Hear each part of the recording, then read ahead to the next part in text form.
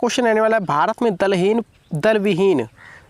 में दलविहीन प्रजातंत्र का समर्थन किया था। किसने किया था दलविहीन प्रजातंत्र का समर्थन, बताना है। तो इसका करेक्ट आंसर निकल कर आ रहा है पहले का option number C, Jayaprakash Narayan ने किया था। याद रखिए सी करेक्ट है इसका, याद रखिए, ठीक है। किसने किया था, जयप्रकाश नारायण ने, ठीक है। अगला क्वेश्चन क्या बना देखने वाले हो आप सभी, ठीक है फ्रेंड। सेकंड क्वेश्चन क्या बना देखिए, मेन कैंप नामक पुस्तक के लेखक कौन है। मेन कैंप नामक पुस्तक के लेखक कौन है गाइस, ठीक है। तो इसका करेक्ट आंसर हो जाएगा सेकंड का option number C, Adolf Hitler, ठीक है। याद रखिए सी करेक्ट है, एडोल्फ हिटलर है गाइस मेन कैंप नामक पुस्तक के लेखक, यानी मेरी आत्मकथा, ठीक है। इसे याद रखिए। अगला प्रश्न क्या बना देखिए, द वाइट टाइगर के लेखक कौन है गाइस। द वाइट टाइगर के लेखक कौन है, तो करेक्ट है इसका तीसरे का सी, अरविंद अडिगा जी हैं। याद रखिए सी करेक्ट है, Aravind Adiga the White Tiger के लेखक। अगला प्रश्न क्या बना देखिए, संविधान सभा ने संविधान का प्रारूप कब स्वीकार किया गया। संविधान सभा ने संविधान का प्रारूप कब स्वीकार किया था, तो राइट है इसका 4 का ऑप्शन नंबर ए, 26 नवंबर 1949 में स्वीकार किया था, ठीक है। 26 नवंबर 1949 में, इसे याद रखिए। अगला प्रश्न क्या बना देखिए, निम्नलिखित में से किस द्रव का घनत्व सबसे कम होता है गाइस। किस द्रव का घनत्व जो होता है सबसे कम होता है, तो नमकीन जल का घनत्व सबसे कम होता है, इसका बी करेक्ट है। याद रखिए नमकीन जल गाइस, ठीक है। याद रखिए नमकीन जल का घनत्व सबसे कम होता है। अगला प्रश्न क्या बना देखिए, सर्व शिक्षा अभियान के अंतर्गत किस आयु के वर्ग के बच्चे आते हैं गाइस। किस आयु के वर्ग के बच्चे आते हैं, तो सर्व शिक्षा अभियान के अंतर्गत आते हैं 6 से 14 वर्ष की आयु के बच्चे, ठीक है। याद रखिए बी करेक्ट है इसका, 6 से 14 वर्ष की आयु के बच्चे आते हैं, ठीक है। चलिए अगला प्रश्न देखते हैं क्या बनना देखिए इसको, प्रकाश पादुकोण किस खेल से संबंधित हैं। प्रकाश पादुकोण जो है गाइस ये किस खेल से संबंधित हैं, तो 7 का करेक्ट है ए, बैडमिंटन से संबंधित हैं। याद रखिए बैडमिंटन इसका करेक्ट आंसर हो जाएगा। अगला प्रश्न क्या बना देखिए, महात्मा गांधी दिसंबर 1931 में खाली हाथ कहाँ से लौटे थे गाइस।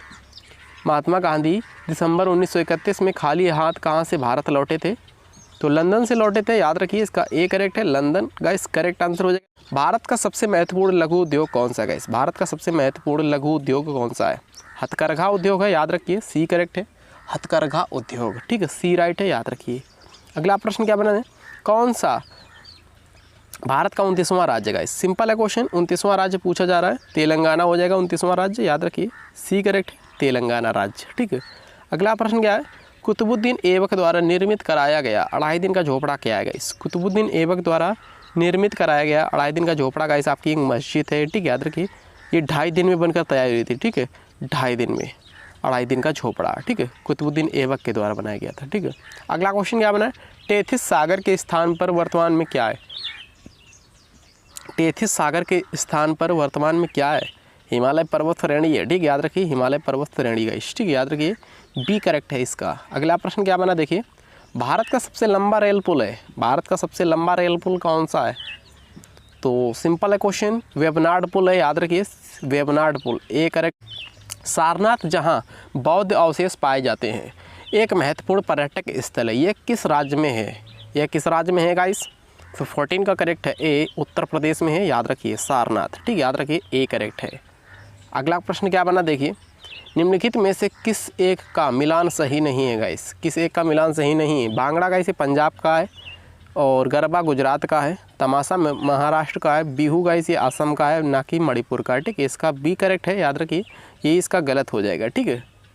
अगला प्रश्न क्या बना देखिए, 16 क्वेश्चन क्या है, निम्नलिखित युग्मों में से कौन सुमेलित नहीं है। इसमें से कौन सुमेलित नहीं है, बताइए फ्रेंड कौन सुमेलित नहीं है, तो सूरत ताप्ती ये, ठीक है गाइस। सूरत ताप्ती, सूरत शहर जो है ताप्ती नदी के तट पर है, लखनऊ जो है गाइस आपके गोमती नदी के तट पर है, कोटा गाइस चंबल नदी के तट पर है, जबकि पटना गाइस गंडक नदी के तट पर नहीं, गंगा नदी के तट पर है। कहाँ है, गंगा नदी के तट पर है आपका ये पटना, ठीक है। इसका ऑप्शन नंबर सी हो जाएगा करेक्ट।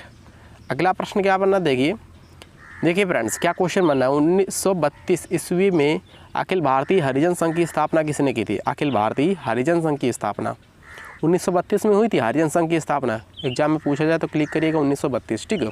तो 17 का करेक्ट है बी, महात्मा गांधी ने की थी। याद रखिए हरिजन संघ की स्थापना बी राइट है।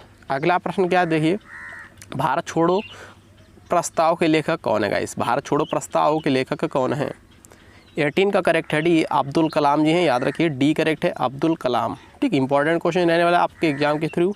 अगला प्रश्न क्या बना देखिए, किस कांग्रेसी नेता को भारत की राजनीति का पितामह कहा जाता है? किस कांग्रेसी नेता को भारत की राजनीति का पितामह कहा जाता है?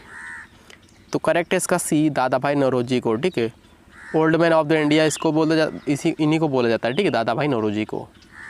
आज का लास्ट इंपॉर्टेंट क्वेश्चन क्या बना है? भारतीय संविधान में मौलिक कर्तव्य कब सम्मिलित किए गए? गाइस, मौलिक कर्तव्य कब सम्मिलित किए गए थे भारतीय संविधान में? डी करेक्ट है, 1976 में सम्मिलित किए गए। याद रखिए, डी राइट है। ठीक है, कंटेंट अच्छा लगा हो तो प्लीज़ चैनल को ज़रूर सब्सक्राइब करें। मिलते हैं नेक्स्ट वीडियो में। जय हिंद, थैंक यू।